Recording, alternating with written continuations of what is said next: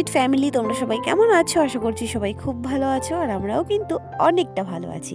তো চলো তোমাদের সকলকে আমার চ্যানেলে স্বাগত জানিয়ে আজকে একটা নতুন ব্লগ স্টার্ট করা যাক। আর আজকে থাম্বনেল টাইটেল দেখে তো বুঝতেই পেরেছো যে আমরা কোথায় যাচ্ছি।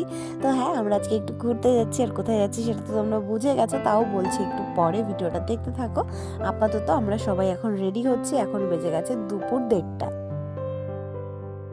রেডি ইয়ে করে দাও, ইয়ে রেডি রেডি খালি না আসবে, ওই যে খালি না তাকাও, ইয়ে ঠিক আছে।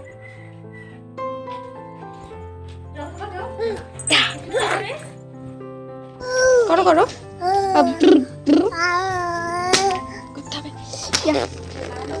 না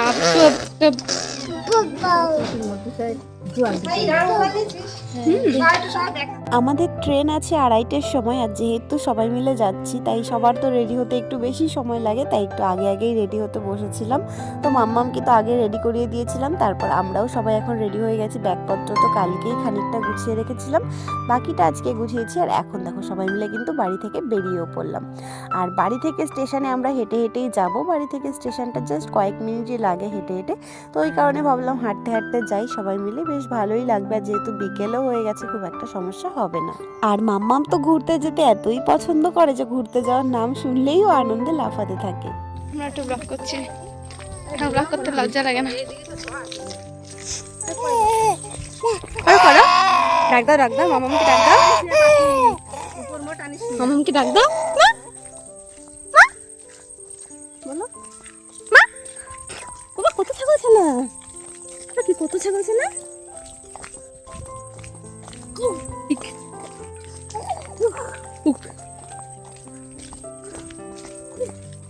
বললাম না আমাদের ঘর থেকে স্টেশনটা খুব একটা দূরে নয়, ওই হেঁটে হেঁটে মনে হয় 10 মিনিট মতো লাগে। আর খুব টেরাবেকা রাস্তা, ওই কারণেই আর কি এতটা টাইম লাগে, তা না হলে সোজা রাস্তা হলে আরোই কম সময় লাগতো। তো যাই হোক, দেখো আমরা সবাই কিন্তু হাঁটতে হাঁটতে পৌঁছে গেছি স্টেশনে। আর এসে আমাদের বেশিক্ষণ বসতে হয়নি, একটু পরেই দেখলাম ট্রেনও চলে এসেছে। আর আমরা কিন্তু এদিকে ট্রেনে উঠেও পড়েছি, আর সবাই মিলে গল্প করতে করতে কিন্তু চলে এসেছি দেখো সাঁইথিয়া। এখানে এখন আমাদেরকে বেশ অনেকক্ষণ অপেক্ষা করতে হবে। আর আমরা কোথায় যাচ্ছি সেটা তোমাদেরকে বলি। আমরা যাচ্ছি তারাপীঠ মন্দিরে মায়ের দর্শন করতে প্লাস পুজো দিতে। তো দেখো ট্রেনে চেপে আমরা কিন্তু এখন পৌঁছে গেছি রামপুরহাট, আর এখন আমরা ট্রেন থেকে নেমেও পড়েছি। এবার চলো যাওয়া যাক টুকটুক করে। আর কিভাবে যাচ্ছি সেটাও তোমাদেরকে একটু বলে দিই। তো রামপুরহাট স্টেশনে নেমে ওখান থেকে ব্রিজ দিয়ে উঠে সম্ভবত 1 নম্বর প্ল্যাটফর্মের দিকেই যেতে হবে। আর যাওয়ার সময় এখান থেকে তোমরা ব্রিজের ওপর থেকেই দেখতে পারবে, দেখো এখানে কত গাড়ি দাঁড়িয়ে থাকে, এখান থেকেই গাড়ি বুক করে যেতে হবে। তো ব্রিজটা পার করে চলো এখন যাই গাড়ির কাছে। তো এখন তো আমরা নামছি, আর এখানে এই যে 1 নম্বর প্ল্যাটফর্মে চলেও এসেছি। সম্ভবত এটা 1 নম্বর প্ল্যাটফর্মে ছিল, আমার ঠিক খেয়াল নেই, যেহেতু অনেকদিন আগে গেছি। আমরা গেছি বেশ কিছুদিন হয়ে গেছে, 1-1.5 মাস মতো। তবে এডিটিংয়ের কারণে আর কি এডিট করে উঠতে পারছিলাম না বলে ব্লগগুলো আমি আপলোড করতে পারিনি। তো এই যে এখন আমরা প্ল্যাটফর্ম থেকে বেরিয়ে এলাম বাইরে, আর এখানে এসে দেখছি কি ভিড়। সন্ধে হয়ে গেছে এখন, যদিও আমরা চেয়েছিলাম যে একটু সকালবেলার দিকে আসতে, কিন্তু না সকালে বেরোবো বলে আমাদের সব কিছু রেডিও ছিল, তবে এত বৃষ্টি হচ্ছিল সকালবেলাতে যে আমরা আর বেরোতেই পারিনি। একবার তো আমরা ভেবেইছিলাম যে আজকে হয়তো আর আমাদের পুজো দিতে যাওয়া হবেই না, কারণ সকালে এত বৃষ্টি হচ্ছিল। তবে পরে বর্মশাই ফোন করে খোঁজ খবর নিয়ে জানতে পারে যে বিকেলবেলাতে আসলেও এখানে পুজো দেওয়া যায়।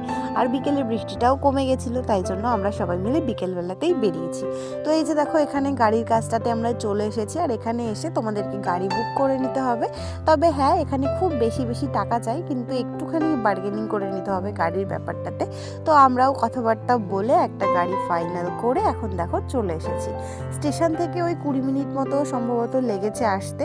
আর এখন আমরা গাড়ি থেকে নেমে পড়েছি, তবে একটু আবার বৃষ্টি শুরু হয়েছিল, 2-1 ফোঁটা পড়ছিল। তবে মা তারার ইচ্ছেই খুব বেশি বৃষ্টি হয়নি, জাস্ট কয়েক ফোঁটা পড়েই বন্ধ হয়ে গেছিলো, তা না হলে ভীষণ সমস্যায় পড়ে যেতাম, যেহেতু মাম্মাম রয়েছে আমাদের সঙ্গে। তো এই যে দেখো এখন আমরা দাঁড়িয়ে আছি তারামা সরণির সামনে। তো এই গলি দিয়েই এখন ভেতরে যেতে হবে, বেশ কিছুটা যাওয়ার পরেই মায়ের মন্দির। তো এখানে যাওয়ার যাওয়ার সময় গলিতে চারপাশে দোকানগুলোতে সবই প্রায় পুজোর সামগ্রী বিক্রি হচ্ছিল, সেই সঙ্গে প্রসাদ আরও বেশ অনেক কিছুই ছিল জিনিসপত্র। তো এখন তো আমরা কিছুই কিনবো না, এখন আপাতত দেখতে দেখতে যাচ্ছিলাম, যা কেনার ফেরার সময় কিনবো। আর এখানে অনেক দোকানও থাকে যেখান থেকে তোমরা পুজোর ডালা নিতে পারো। তো এখানে আমরাও একটা দোকানে চলে এসেছি, এখান থেকে পুজোর ডালা নেওয়া হবে। আর মাম্মাম তো চারিদিকে যত খেলনা দেখছে সবগুলোই ওর চাই এরকম আর কি।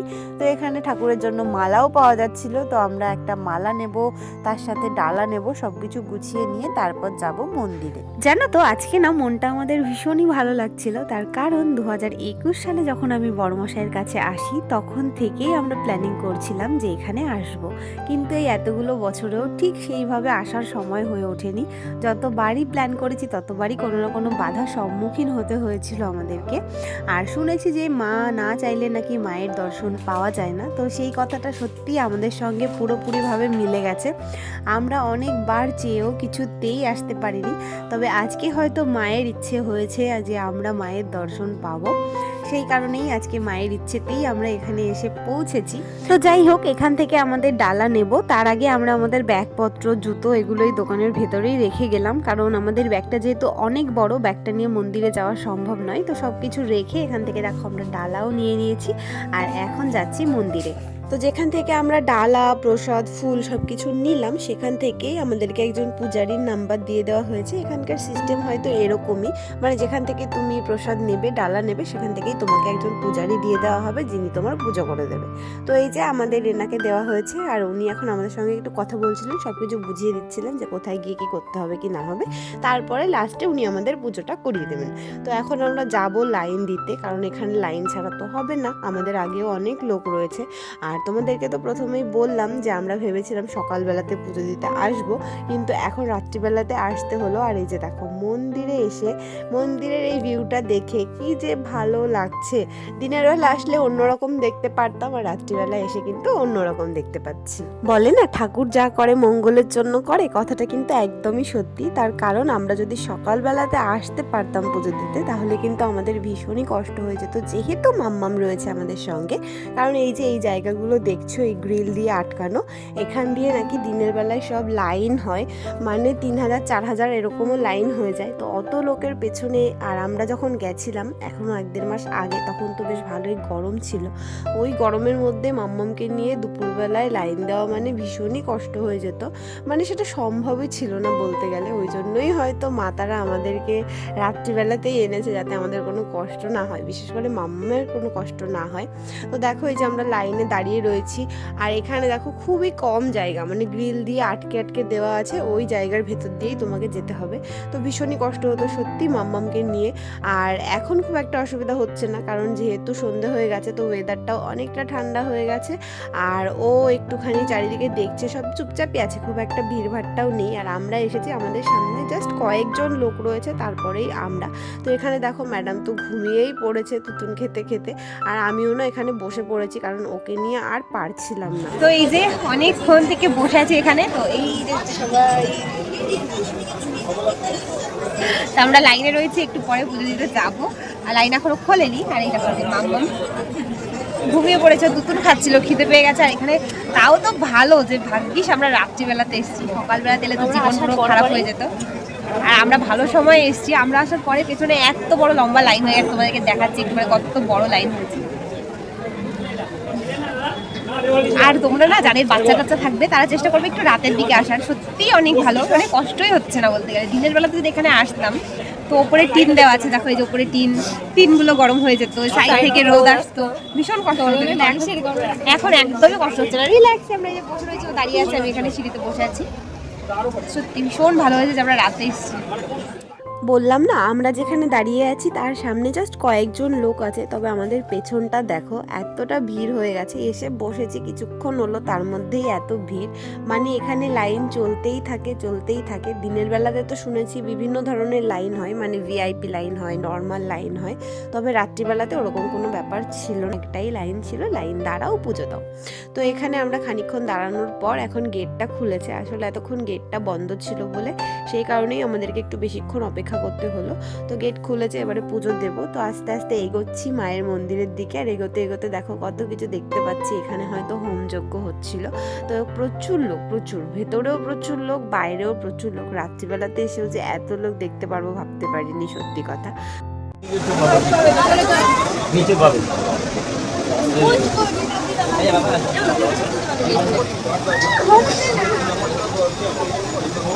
দেখে ফেলে না লাগে।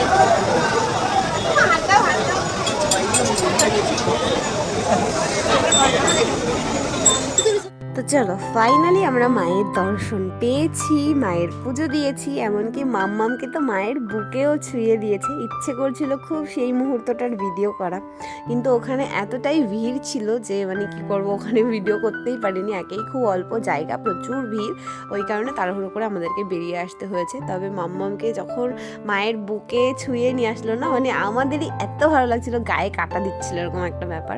তো মাম্মাম তো ভীষণই সৌভাগ্য ওর, আমাদের তো সেই সৌভাগ্য হয়নি, আর কোনোদিন হবেও না।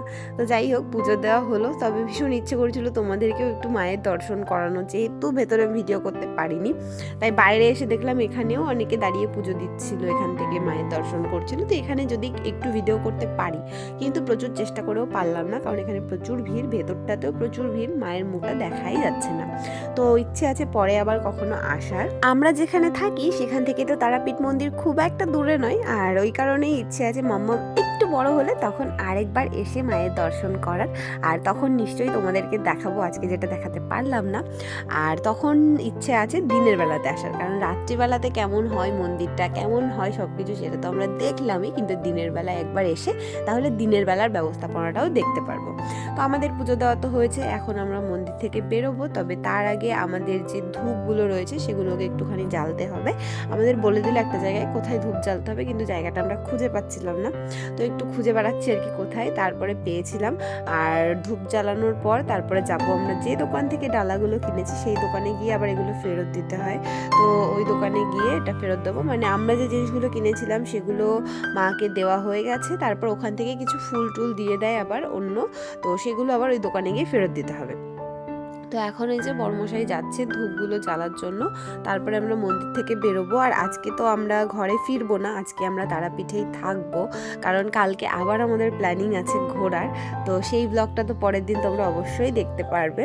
তো সেই কারণে আর কি ভাবলাম যে যেহেতু মাম্মাম ছোট, ও বড় থাকলে হয়তো রুমেই চলে যেতাম, কারণ এখানে থাকতে ইচ্ছে করছে না খুব একটা। রাত্রিবেলাতে আমার বাইরে হোটেলগুলোতে না থাকতে একদমই ভালো লাগে না, কিন্তু যেহেতু মাম্মাম ছোট, এতটা জার্নি করে যাব আবার আসবো, ওই কারণে আর কি যাবো না আমরা। আজকে রাতটুকু এখানেই কোনো হোটেলে থাকবো।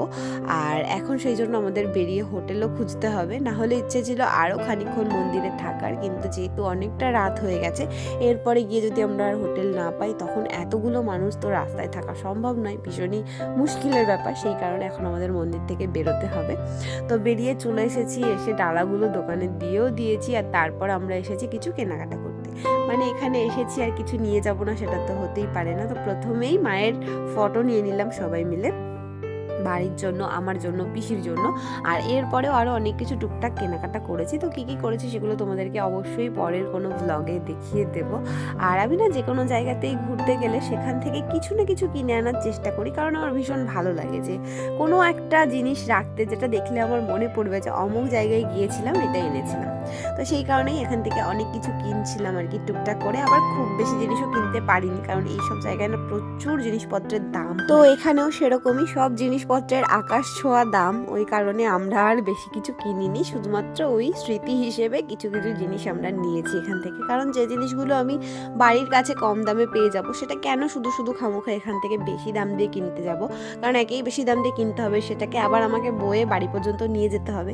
সেই কারণে বেশি কিছু নিইনি, টুকটাক কিছু কিছু নিয়েছি। আর তারপর এখান থেকে আমরা বাড়ির জন্য প্রসাদ নিয়ে নিলাম, কারণ মন্দিরের প্রসাদটা তো রয়েইছে, ওটা সবাইকে অল্প অল্প করে দিতে হবে, কিন্তু তার সাথে একটু এক্সট্রা করে প্রসাদ নিয়ে নিলাম, যেহেতু সবাইকে দিতে হবে। একটু একটু মন্দিরের প্রসাদ তো আর সবাইকে দেওয়া যাবে না, ওই কারণে একটু মন্দিরের প্রসাদ দিয়ে আর বাকিটা এখান থেকে কেনা প্রসাদ দিয়ে সবাইকে ভাগ করে দেওয়া হবে। তো যাই হোক, এখন সব কাজবাজ মিটিয়ে কেনাকাটা করে এখন আমরা চলে এসেছি হোটেল খুঁজতে। তো এই যে দেখো প্রথমেই চলে এসেছি এই হোটেলটাতে, আর এসে আমাদেরকে কিছু রুম দেখাচ্ছিল, কিন্তু না সত্যি কথা বলতে এই রুমগুলো প্রথমে আমার একদমই পছন্দ হয়নি। তো ওই কারণে পরে আরও কিছু রুম দেখিয়েছে। তো এই রুমগুলো মোটামুটি ভালো ছিল, এগুলোর বাজেটটা একটু বেশি ছিল, কিন্তু তাও এটাই আমরা নেব। তার কারণ আমি যেখানে নোংরা থাকে না সেখানে একদমই থাকতে পারি না। তো ওটা একটু নোংরা নোংরা ছিল, তবে এই রুমগুলো একটু পরিষ্কার আছে, মানে বেশ অনেকটাই পরিষ্কার সুন্দর টিপটপই আছে। ওই কারণে এই রুমগুলো আমরা নেব। আর আমাদের দুটো রুম নিতে হবে, যেহেতু আমরা এতজন মানুষ রয়েছি। তো দুটো রুমই তোমাদেরকে দেখালাম, ওই দুটো রুম নিয়ে নিয়েছি। আর এখানে এখন কথাবার্তা বলা হচ্ছিল, আর এখন আমরা লাগেজপত্র নিয়ে যাচ্ছি আমাদের রুমে। কারণ প্রথমে যে রুমগুলো দেখিয়েছিল সেখানে আমরা বসেছিলাম, পরে যে রুমগুলো দেখিয়েছে সেটার জন্য আমাদের পাশের একটা বিল্ডিংয়ে যেতে হচ্ছে। তো এই যে দেখো চলে এসেছি, এই বিল্ডিংয়েই আছে আমাদের রুম। এখন যাব রুমে, মনে হচ্ছে কতক্ষণে সবাই ফ্রেশ হব, কারণ সারাদিনে এই গরমের মধ্যে না ভীষণ টায়ার্ড হয়ে গেছে সবাই। তো এই যে দেখো এই রুমটা নেওয়া হয়েছে মা, ইপসিতা, রিমা আর পিসির জন্য, আর পাশের রুমটাতে থাকবো আমি, বড়মশাই আর মাম্মা। তো চলো এখন সবাই মিলে একটু ফ্রেশ হবে, তারপরে হচ্ছে সবার খাওয়া দাওয়া করতে হবে, কারণ সবাই না খেয়ে আছে, ভীষণ খিদেও পেয়ে গেছে। তো এই যে ফাইনালি আমরা রুম নিয়ে এলাম, অনেক খোঁজাখুঁজি করে। আমার কত কি আসছে আদৌ? রুমটা তো নেওয়া হয়ে গেছে, আর এখন ওনাদেরকে বললাম যে বেডশিটগুলো একটু চেঞ্জ করে দেওয়ার জন্য। এমনিতেও দিত, আর আমিও বললাম, কারণ কি কবে থেকে পেতে রেখেছে তার ঠিক ঠিকানা নেই। এখানে এখন আমাদের বেডশিট তারপরে সবকিছু চেঞ্জ করে দিয়ে গেছে, রুম ফ্রেশনার দিয়ে গেছে। আর এখন আমরা সবাই একটু একটু করে ফ্রেশ হচ্ছি। তো সবাই তো একসঙ্গে খেতে যেতে পারবো না। আর মাম্মাম দেখো এসে একদম বেজায় খুশি, মনে হচ্ছে এটা ওর বাড়ির মতোই ট্রিট করছে জায়গাটাকে। তো যেটা বলছিলাম যে সবাই মিলে তো আমরা এখন আর একসঙ্গে খেতে যেতে পারবো না, যেহেতু মাম্মাম রয়েছে, তাই বড়মশাই, মা আর ইপসিতা আগে খেতে যাবে, আমি, রিমা মাম্মামকে রাখবো, তারপরে আমরা খেতে যাব, ওরা খেয়ে আসার পরে। আর পিসি তো বাইরের খাবার খায় না, ওই কারণে পিসির জন্য আমরা বাড়ি থেকেই কিছু খাবার নিয়ে এসেছি, ফল, কলা, চিড়ে, এগুলো, মুড়িও ছিল সঙ্গে। তো ওগুলোই পিসি এখন খাবে, কারণ পিসি বাইরের খাবার খাবে না। তো এই যে এখন মা, ইপসিতা আর বড়মশাই গেছে খেতে, আর আমরা রয়েছি এখানে। মাম্মামকে ফ্রেশ করিয়ে দিয়েছি, এদিকে পিসি খাচ্ছিল, কারণ পিসি হচ্ছে কিছু খাবে না বাইরে। পিসির জন্য চিড়ে, কলা এগুলো নিয়ে এসেছিলাম, এগুলোই খাচ্ছে। আর মাম্মামকে এখন খাওয়াবো। এটা হচ্ছে এই রুমে মা, রিমা, ইপসিতা আর পিসি থাকবে, আর আমরা পাশেরটায় থাকবো। এইগুলো আসো মাম্মাম, খেতে হবে, ওকে নিয়ে আয়, নাকি এই ঘরে বসে খাওয়াবো? আর এই যে হচ্ছে আমাদের রুম। তো এই যে এখানে ব্যাগপত্রগুলো রেখেছি, এখানে বেড আছে, ওইদিকে আছে একটা আয়না, আর এদিকে বাথরুম। ব্যাস, দুটো রুম সেম, তবে এখানে একটা টিভিও রয়েছে। এই রুমটা একটু ছোট, ওই রুমটা একটু বড়। তো যেহেতু ওই রুমে ওরা 4 জন থাকবে, সেই কারণে ওদেরকে একটু বড় রুমটা দেওয়া হয়েছে, আর আমরা নিয়েছি একটু ছোট রুমটা। একটা রাতেরই ব্যাপার, তো দেখা যাক। তবুও রুমটা বেশ ভালোই হয়েছে, আগের রুমটার থেকে অন্তত অনেকটা ভালো। তো চলো মাম্মাকে ঝটপট খাওয়াই, কারণ ওরা আবার চলে আসবে, আমাদের খেতে যেতে হবে। চলো টাটা। এই যে মাম্মামের খাবারটা তো আমি এখন রেডি করে নিয়েছি, এখন ওকে খাওয়াবো। আর আমি না ওর খাবারগুলো বাড়ি থেকেই সব বানিয়ে নিয়ে এসেছি, কারণ এখানে তো আর রান্না বান্নার ব্যবস্থা করা যাবে না, সেই কারণে রেডিমেড কিছু খাবার করে নিয়ে এসেছি, যেগুলো শুধুমাত্র। তো এই যে এখন আমরা ফ্রেশ হয়ে যাচ্ছি ডিনার করতে। আমি আর রিমা এখন খাবো, মাম্মামকে তো খাইয়ে দিয়ে এলাম দেখতেই পেলে। আর একটা বড়মশাই, ইপসিতা, মা ওদেরও খাওয়া হয়ে গেছে, সেটাই খাইয়ে দিলাম। আর মা ওরাও খেয়ে দিয়ে চলে এসেছে। এখন ওই যে আমরা বেরিয়ে পড়েছি, আমি আর রিমা, আর আমাদেরকে বড়মশাই সঙ্গে করে নিয়ে যাচ্ছে অবশ্যই। তো এখন আমরা যাচ্ছি খেতে। তো এই যে দেখো পৌঁছে গেছি, বড়মশাইরাও এখান থেকেই খাওয়া দাওয়া করে গেছে। আর এই যে আমাদেরকে এখন খাবারটাও দিয়ে দিয়েছে। আমি একটা ভেজ থালি নিয়েছিলাম, আর রিমা ভেজ থালির সঙ্গে একটা এক্সট্রা করে মাছ নিয়েছিল। তো আমি মাছ খেতে অতটা পছন্দ করি না, ওই কারণে নিইনি। তবে খাবারটা মোটামুটি ভালোই ছিল, কিন্তু না আমি সত্যি বলতে ভীষণই বাইরে ঘোরার অযোগ্য, কারণ একই সব জায়গায় যেখানে সেখানে থাকতে পারি না, যেখানে সেখানে খাবারও খেতে পারি না, যেটা নিয়ে আমি সারাক্ষণ বকা খেতে থাকি বড়মশাইয়ের কাছে যে আমাকে নিয়ে নাকি ঘোরাই যায় না, এত বিরক্ত করি। তো যাই হোক, সত্যি আমি খেতে পারি না। তো দেখো এই যে অল্প স্বল্প কিছু খেয়েছি, খেতে পারিনি। রিমা মোটামুটি তাও খেয়ে নিয়েছে। এখন যাব আমরা রুমে গিয়ে ফ্রেশ হয়ে সবাইকে ঘুমাতে হবে, তার কারণ কালকে সকাল থেকে আবার শুরু হবে আমাদের ঘোরাঘুরি। তো আজকে একটু রেস্ট না নিলে হবে না, কারণ পরপর 2-3 দিন ধরে ভীষণই ধকল যাচ্ছে সবার ওপর দিয়ে। তো যাই হোক, এখন এই যে চলে এসেছি রুমে, আর এসে দেখলাম মাম্মামকে ইপসিতা ঘুম পাড়িয়ে দিয়েছে, সেই সঙ্গে মা, ইপসিতা ওরাও একটু শুয়ে পড়েছে। বললাম না সবাই টায়ার্ড। তো চলো এখন সবাই ফ্রেশও হয়ে গেছি, এখন সবাই ঘুমোবো। তো তোমাদের ব্লগটা কেমন লাগলো অবশ্যই জানিও। দেখা হবে কিন্তু কালকের ব্লগে, সবাই অবশ্যই দেখো। তো চলো, বাই বাই।